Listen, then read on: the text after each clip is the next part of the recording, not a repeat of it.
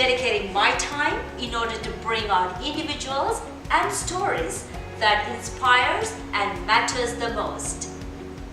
Hi everyone, so today I am going to be introducing you all to this special guest who is here to talk to us about makeup.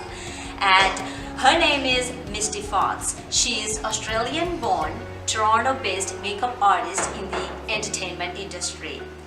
And that's what makes her special. Not just that, but she's also a makeup artist on special Misty. Hello. How are you doing today? Good. We just finished the end of our 6-week makeup course, so I'm feeling pretty accomplished. Our hair, our skin, none of it's matte. So re-adding shine sometimes will give you that believability. So I'll just show you this. I've used it on myself. So you got the shape's right, but I would have this, thicken this up a little bit so that and let it go down a bit lower there. You see? Because everyone can learn from you, right?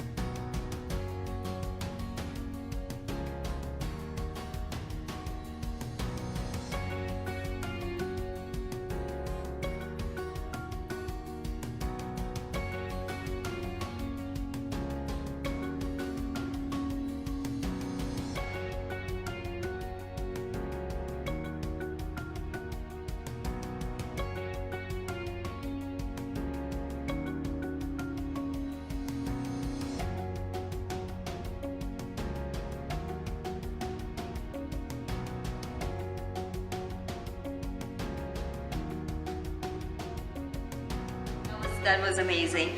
Well, Misty, you've been in this industry for a while. Would you be able to tell me your experience in the makeup industry? Well, I've always had a huge interest in makeup. You have to start off having a curiosity or an interest in makeup, not just for yourself, but for other people. Like, you want to be an artist that applies makeup to others. My experience and everyone's is different. Everyone's journey begins somewhere and is nothing like the person next to them. It's all full of it's being in the right place at the right time, as well as being skillful and professional and all that stuff. My experience in the makeup industry has been so positive and life-changing. What I enjoy the most about it is that it is always different, my experience. That might not be for everybody, but the cool thing about the makeup industry is you can find a consistent job doing the same sort of thing every day. It can be a corporate job. You can work for a magazine. There's so many facets of the beauty and makeup industry. Mine was freelance, which is not for everybody, but it is for me because I like a lot of change and excitement. Nice. Do you have specific clients, or do you work on a specific industry or?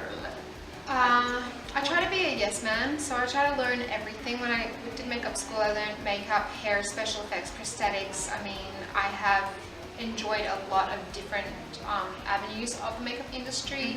Would I give that advice to somebody learning makeup? Probably not. It's nice to be very direct and not dilute kind of your direction. I've been lucky enough to find success in a bunch of different avenues of the makeup industry. So I began, and I still do, makeup for musicians and celebs, personalities, people that are doing stuff in the public eye. And I do a lot of waterproof stage makeup. I'm not so much in the fashion industry. I didn't really aim for fashion. I felt the loyalty and sort of my sort of pull towards the film industry. So I've done a lot of long format film as well as commercials, music videos, stuff like that. Could you name some actors or actors that you've done makeup on? Only actors? Or musicians, any celebrity, that's fine. Well, my long-term clients have been Emily Haynes from Metric. Okay. I love working with Ria May. She's a long-term client. I've done everybody from Alison Brie, Tom Green, Carrot Top, Prince Harry. Prince Harry, wow. Who else have I done? How was your Nick experience? Nice. Great. I've done the yodeling Walmart kid. I mean, oh wow. It just keeps going. Yeah. Jessie Reyes, I love. How was the experience dealing with these celebrities? Celebrities are first and foremost just people. Yes. Sometimes, obviously, you elevate your sort of focus and I treat everybody like a superstar in my chair. I don't think I change it up for celebrities. I think I'm much more sort of filtered when it comes to royalty. Yeah. I probably just was a bit nervous about that because I was raised the opposite to royalty.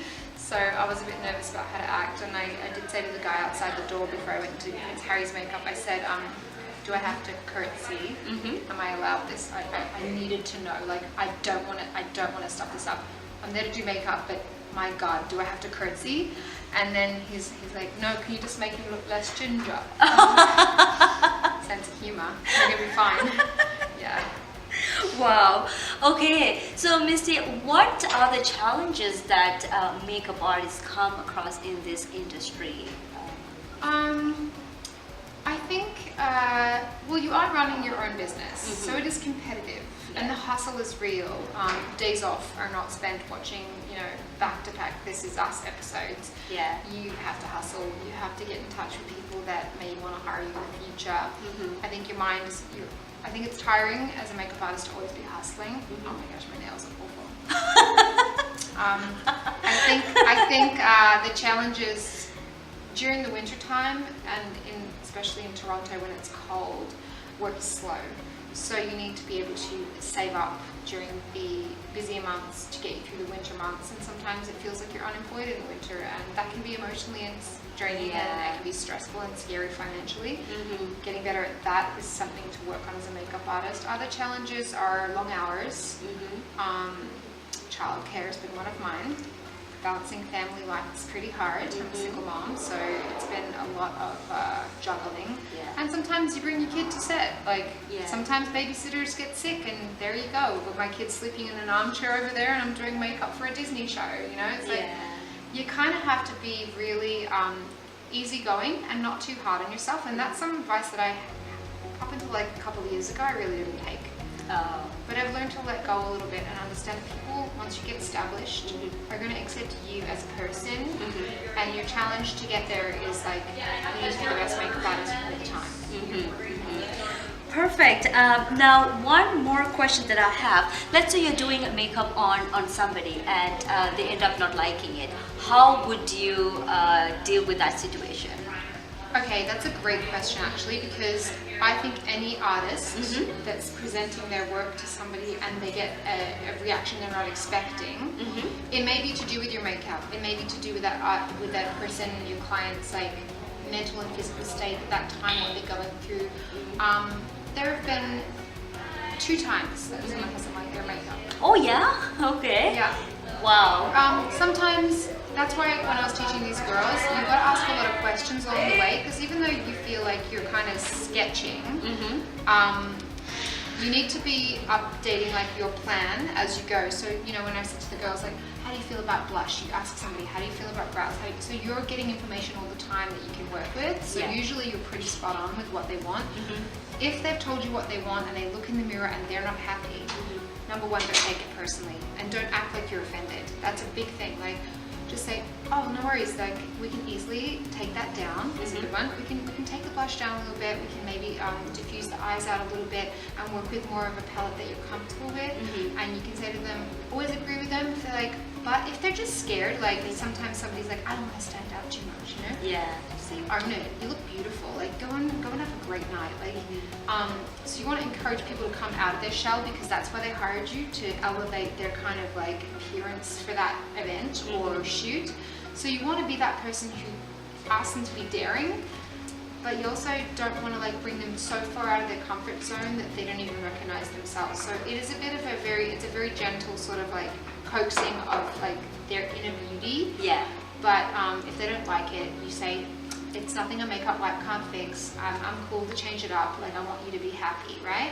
I'm sure you're good at this because I've seen you, and the best part that I loved is that you matched my foundation very well. It's so hard to get a shade for myself. I really pride myself on that. Yeah, just within like seconds. I do, honestly. You picked up the right color for me, and that was amazing. Yeah. Well, I definitely have an eye for color. I mean, that wasn't something I struggled with in makeup school. As I said to the girls, I struggled a lot with strip lashes, and I struggled with certain other things. Darker eyeshadows, I struggled with making them not patchy. There was a whole lot of things I came out of makeup school still needing to really work on, but foundation wasn't one of them. Yeah. I don't know why. Great. And Misty, we all enjoyed, and I'm sure the rest of the girls also in the class enjoyed your I think makeup. that I'm learning new techniques and learning to work with other people and networking. I'm just learning like a lot more things that like I expected. My experience, I've been doing makeup for a while, since I was at least 16. I wanted to learn more about the makeup industry itself, not just how to apply makeup. And I feel like Misty's been helping with like telling us more about the industry, what they expect. Sasha expert. Lasasha, that's a lovely name. Thank you. All right, Lasasha, could you tell me your experience in this makeup class? So being in this makeup class was actually really amazing because this is actually the first hands-on professional experience I've ever had with makeup. Growing up, I just had interest in makeup, and I work at Shoppers Drug Mart as a cosmetician. And you know, sometimes I'll do my family and friends' makeup, but I'm learning a lot about how to properly product yourself and how to present yourself in front of clients and just how to work in the industry. No, and I was part of this makeup class, and I really enjoyed it as Did you well. learn some things? Well, yes, I did actually. Indirectly, yeah. Yes, and today's class I actually enjoyed the special effect.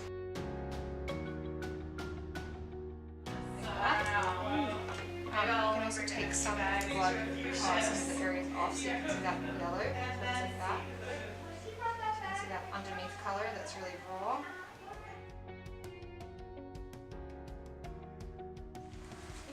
Yeah. Okay, so glaze paint. Okay, here we go. Here are all the colors.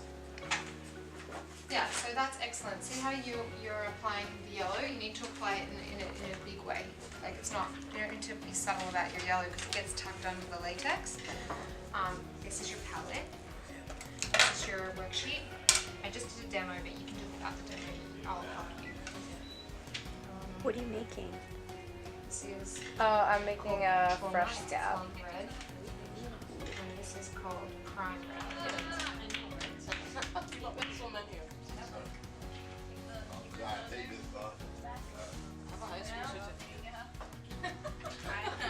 And we will definitely miss you, but we will Stay in always touch, be stay in in touch. touch.